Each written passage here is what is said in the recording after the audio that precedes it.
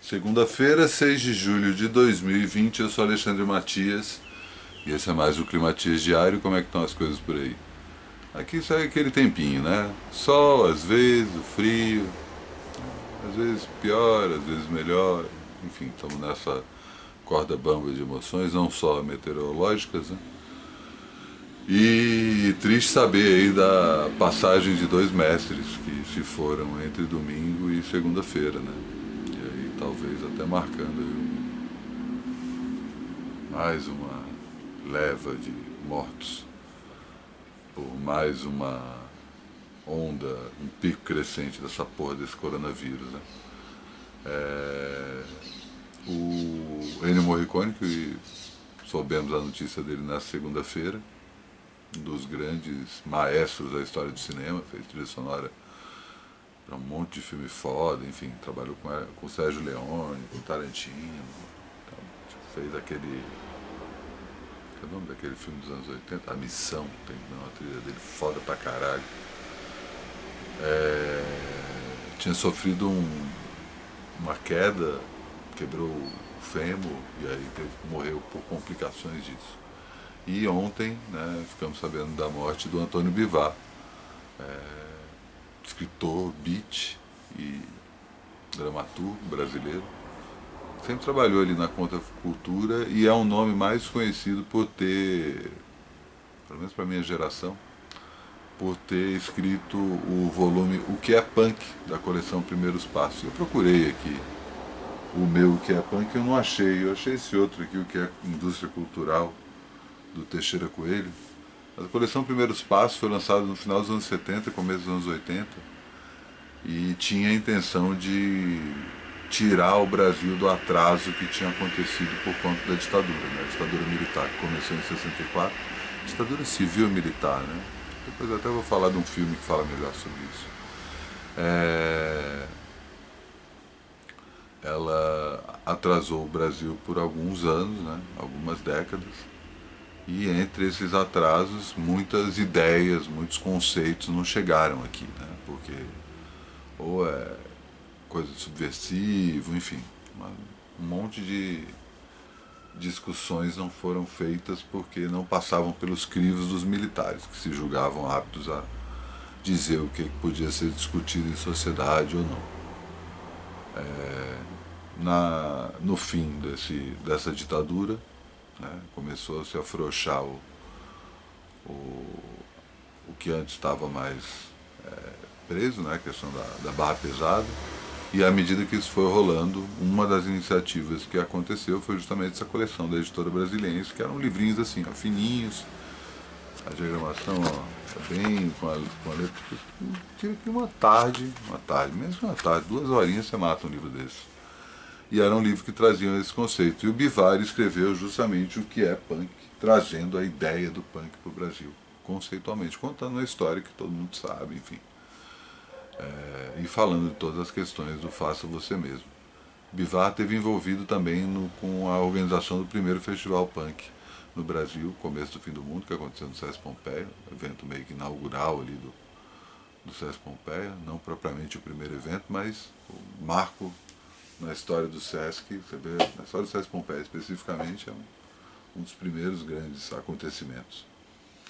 E os dois morreram aí nessa passagem da segunda do domingo para a segunda-feira. O Bivar, vítima, infelizmente, do coronavírus. Mas segunda é dia de música, né? Eu ia falar outra coisa sobre essa fase que a gente está atravessando e tal, mas enfim.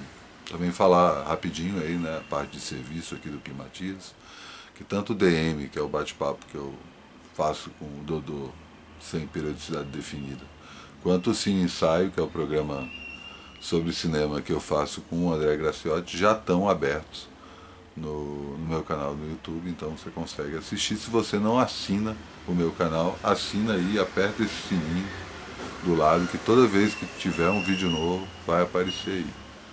E já já eu abro a entrevista com a Larissa Conforto. Quarta-feira ela vai estar aberta para o público, tá? Então tá falando, né, que segunda-feira é dia de música e eu estou institucionalizando aqui que eu vou falar de 2 discos por edição. Você já sabe quais são os discos, que eles estão aí em cima, mas antes de eu falar dos discos eu vou chamar o meu convidado de hoje e não por um acaso, né? No fim acabei escolhendo ele para entrar porque ele tinha mandado há pouco tempo, mas coincide com o fato de que ele deu várias dicas de música. Eu falei, pô, então vamos deixar o programa de segunda temático para música, já que eu não tenho um programa sobre música ainda, né? Vou chegar lá, eu ainda estou quebrando a cabeça para entender o que é isso. Assim, até o final do programa eu vou falar sobre o encontro dessa semana. Mas vamos lá, eu vou chamar aqui meu amigo Pedro, lá de Brasília, que dá várias dicas de músicas, e o papo que ele puxou foi justamente pelo fato de que ele me deu a dica de que a banda Mofo, com PH, de Alagoas, uma pedra fundamental aí da história da psicodelia brasileira, que lançou seu primeiro disco no ano 2000 e aí começa a sua discografia, mas justamente ele vai comentar isso brevemente no começo do vídeo. Um canal no YouTube disponibilizou tanto as demos que eles lançaram antes do primeiro disco, são 2, quanto uma demo que não saiu, que é o material do segundo disco, só que a banda teve uma cisão aí e parte da banda criou Casa Flutuante, que levou parte do repertório dessa demo, que está colocado lá. E o Pedro me deu esse toque e eu postei no Trabalho Sujo, o link para essas demos todas estão lá, e ele continua por esse fio da meada. Diga lá, Pedro. E aí, pessoal, tudo bem? Aqui é o Pedro Brandt, eu sou jornalista, assessor de imprensa, trabalho também com projetos de cultura aqui em Brasília, sou coautor da biografia do Júpiter Maçã e, muito atendendo bom ao convite do Alexandre Matias, vou passar algumas dicas aí que estão me fazendo suportar a quarentena.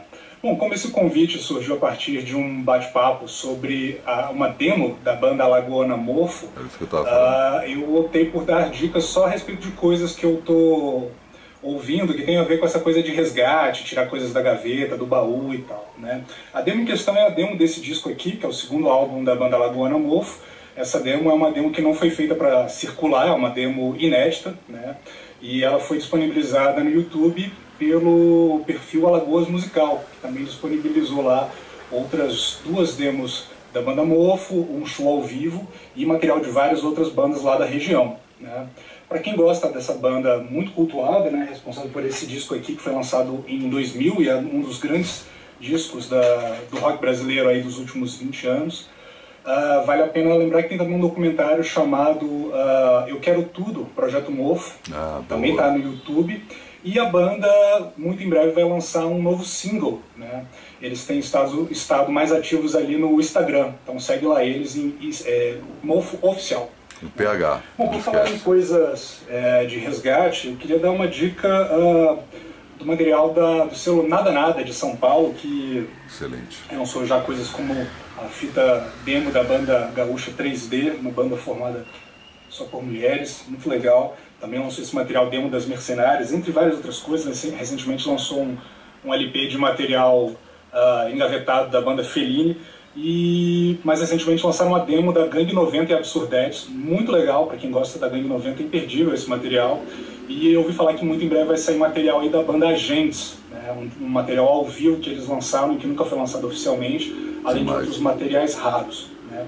Ainda nessa onda de material de arquivo, o selo Descobertas lançou há coisa acho que de uns 2 anos esse disco que é o Soma em Concerto. Soma, no caso, a banda carioca, formada pelo baixista Bruce Henry, o guitarrista James Shields e o baterista Lírio Lima, uma banda formada então por americanos e um baterista brasileiro, que é um dos grandes tesouros perdidos do rock brasileiro, uma banda que tem poucos registros, não chegou a lançar LP, e esse álbum aqui, de certa forma, cumpre essa lacuna, né? O primeiro álbum aí com material da banda Soma, um disco ao vivo, muito legal, muito bem registrado, vale a pena frisar. E isso tem muito a ver com uma pesquisa que eu gosto, que é de coisas antigas e perdidas, como, né, a coletânea Brasília Nuggets, do selo português Groove Records, que reúne compactos e raridades da garagem, da psicodelia e do rock perdido dos anos 60 e 70 brasileiro, né? Quem tem feito coisas muito legais nesse sentido também é o selo 180, né, que lançou junto com a Record Collector esse disco aqui, que nunca tinha saído oficialmente em LP, né, a vida e história de Johnny McCartney e do Lennon, né. Vários outros selos mundiais fazem isso, né, como o selo de Berlim Alter Cat, que tem lançado muita coisa de música brasileira esquecida e rara no formato de vinil, né. Lembrando que o selo Descobertas também tem se dedicado a essas raridades em CD, né? Lançaram esse excelente álbum da banda sessentista The Galaxies e também um ao vivo da banda Bolha, né? Uma coisa totalmente rara e perdida que foi lançada apenas em CD pela Descoberta. Esse aqui foi a minha grande descoberta, eu diria, aí da pandemia, uma banda que eu já conhecia há muito tempo, mas que nunca dei muita bola, peguei para ouvir, achei sensacional. Além do CDzinho da Descoberta, saiu também em relançamento de vinil pelo selo 180 com Record Collector. Eu acho que com essa eu fecho as minhas dicas de audição, sem... não posso esquecer de dar dica também. Raio Laser é o nome do meu site sobre quadrinhos. Quem quiser conferir, a gente também está produzindo podcasts e lives, né? O endereço é raiolaser.net, quadrinhos além é o nosso slogan. O nosso próximo podcast a gente fala sobre super-heróis, quem precisa deles, uma análise crítica sobre o universo dos quadrinhos de super-herói e a cultura que está em volta. Muito bom. E para encerrar, falando de coisas de arquivo, coletânea lançada pela editora Marte de Goiânia, do meu amigo Márcio Júnior, com histórias da época da ditadura militar, produzidas pelo Júlio Shimamoto, e esse recente compilado da editora Pipoca Nanquim, apenas com trabalhos de terror do Jaime Cortez. É isso, agradeço o espaço, um abraço. Valeu, Pedro, demais, hein? Não sei se o Pedro já tá no YouTube não, mas, pô, ó a desenvoltura, já tá no podcast, ele mesmo contou, né? Desculpa. Boas dicas aí, sensacional. Eu ia fazer um comentário sobre alguma das dicas que ele falou, mas esqueci agora e vou falar dos dois discos que eu separei. Um deles é um dos melhores discos ao vivo que eu conheço, que é o ao vivo da Elis Regina no Festival de Montreux, 79. Essa versão aqui que eu tenho em vinil é a versão que saiu na Argentina, a capa é diferente. A capa da versão brasileira é parecida com essa, só que essa imagem é menor. Eu CD em algum lugar, ainda preciso arrumar as coisas aqui, né? Não achei o que é punk, não achei a versão em CD desse disco. Mas é um disco maravilhoso, assim, a Elis Regina surfando, né? A mulher mostra na prática porque que ela é a maior cantora do Brasil. Eu realmente acho isso, acho que ela é a voz brasileira. Tem o João Gilberto ali como rival pesado, mas eu acho que em termos de voz a Elis é absurdo, assim. Tem outros, né, claro, se a gente for puxar aí quem são os grandes vocalistas da história do Brasil, né, putz, só gente foda, mas a Elis tem um lugar especial no meu coração.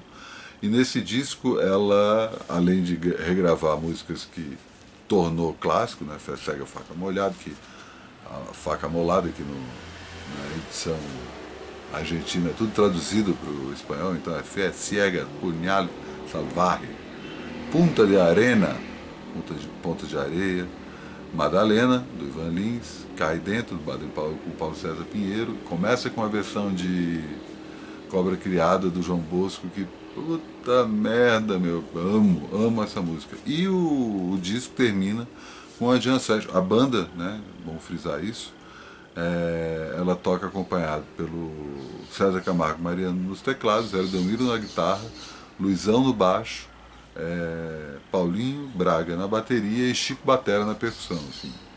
É muito pesado, é um show denso, e o final do show ela volta, só ela e o Hermeto do teclado, e ela cantando sem banda, uma jam session que tem Corcovado, Garota de Ipanema e Asa Branca. Esse é um dos grandes momentos da história da música brasileira, sem dúvida, especificamente essa jam session do final desse disco. Mas esse disco inteiro é aquele disco que você põe para tocar na casa, com as caixas de som espalhadas, assim, com som no talo. Tudo se preenche pelo som, sabe aquela coisa maravilhosa? A Elis faz isso. E indo para um outro lado completamente diferente disso, esse disco foi lançado em 82, o da Elis, póstumo, portanto, apesar de ter sido gravado em 79 ele nunca tinha sido lançado, e foi lançado depois que Elis morreu, começo dos anos 80. O outro disco é uma coletânea para apresentar uma banda galesa, Gorky Zygotic Monkey, apesar de se escrever Mince, se pronuncia Monkey. É o macaco zigótico de Gorky. E esse disco chama-se Introducing Gorky Zygotic Monkey. Na verdade são esses dois discos que estão aqui no encarte. Eu não vou tentar pronunciar o nome. Mais alguns singles, e são compilados pela gravadora americana Mercury, que, aproveitando uma onda de psicodelia que tinha no meio dos anos 90, resolve apresentar para o mercado norte-americano essa que é uma das grandes bandas, não só do país de Gales, né? Enfim, tem assim vasto elenco de bandas conhecidas, mas o Gorky, sem dúvida, é uma das grandes bandas do país de Gales, também da história da música inglesa. Eles estão ali no meio dos anos 90, eles cantam boa parte em galês, que tem uns fonemas, você fala assim, cara, como assim?